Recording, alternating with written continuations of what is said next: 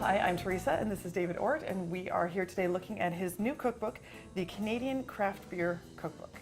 It seems to me that beer is such a natural pairing with so many foods that I might not have otherwise thought. And one of the more challenging aspects of the book was thinking about how we're going to put this in dessert. Yep. And then I saw gingerbread in your recipe book. I thought that makes sense to me. Right. Like an old-fashioned English ale, yep. Gingerbread, and all those rich spices sort of going well. And what kind of a beer do you recommend for the... It's a porter gingerbread. So the porter kind of brings... What's porter for beer ignoramuses like me? Dark malt, so it's brown in color, but it also has kind of roasted coffee chocolate flavors. Oh, okay, so the flavors really do complement the spices. Yeah, and they do work well in desserts. Okay, and you don't mind a dark brown flavor in gingerbread, because that's what you want anyway. And you also like the color too, right? Right.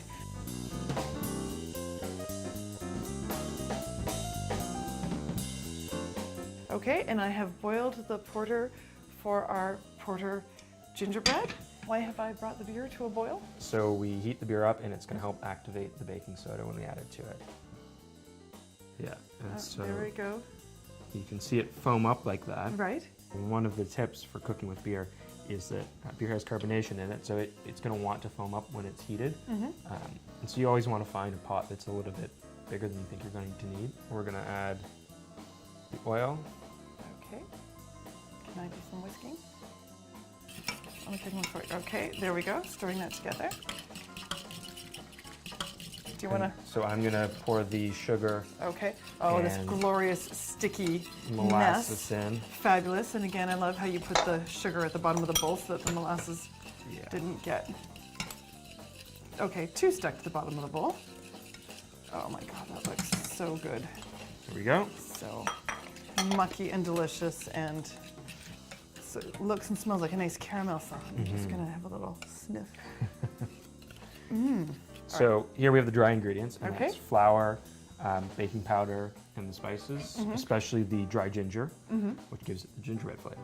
So, and what did you had a little hint, I think, in the book about ginger. Yeah, if you want to put just a third of that in. Okay. And it's that dry ginger is one of those spices that you have to use the dry version of. It's just a different flavor. More? Yes, please. Another third, please. Another third, okay. Yep. Some more ginger flavors in beer? You would think that, I guess, well, ginger beer. Sometimes. That's not really a beer. Pumpkin beers in the fall. Oh, will have ginger in some of them. I've not had a pumpkin beer yet, but you would think I would, because those are all the things I like, the pumpkin spices. And the rest of the wet, please. The rest of it. So you're doing a lot of mixing here. Now, traditionally with a wet dry, don't you have to be careful not to overmix? Right. In some recipes, you'll be folding instead of whisking. With this one here, you want it. You want it to develop some gluten. It'll be nice and chewy, and it'll taste like a. And is that because the beer adds a little carbonation, or? The beer helps, yeah, for sure. Or because we're after a different texture anyway. We are after a chewy loaf texture, but we also don't want to use too much of the baking soda and the baking powder because you really taste those flavors. Right. And so by this using is the less brilliance of the beer cookbook. You have gluten. all the carbonation with flavor, right, and the less of that tinny flavor. Exactly. Already, I love it. I haven't even had it, and I love it yet. So this is well mixed together. Okay. The next step is we're going to pour it into a buttered and floured pan and put that into an oven that's preheated to 350 Fahrenheit for 35 to 40 minutes. Sounds easy. Awesome. All right. And so here we have our fully baked porter gingerbread. Yep. All right, let's have it. Okay, let's try I'm it. going to cut into it here. Sadly, I didn't have any whipped cream with beer in it.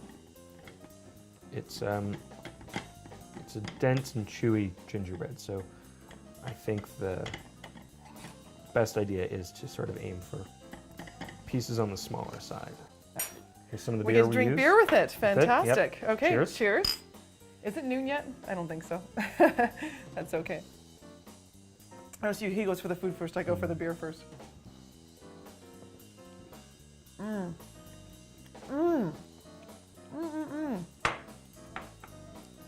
That is delicious. That really does add a different flavor. I love that. So who is this book for?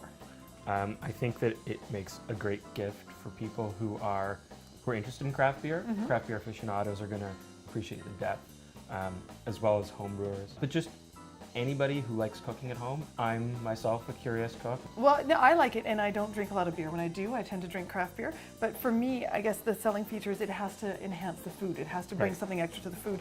And in this, it's done that. This book, again, has completely confounded my expectations. I cannot wait to cook more with this cookbook, so thank you very much. Loved it.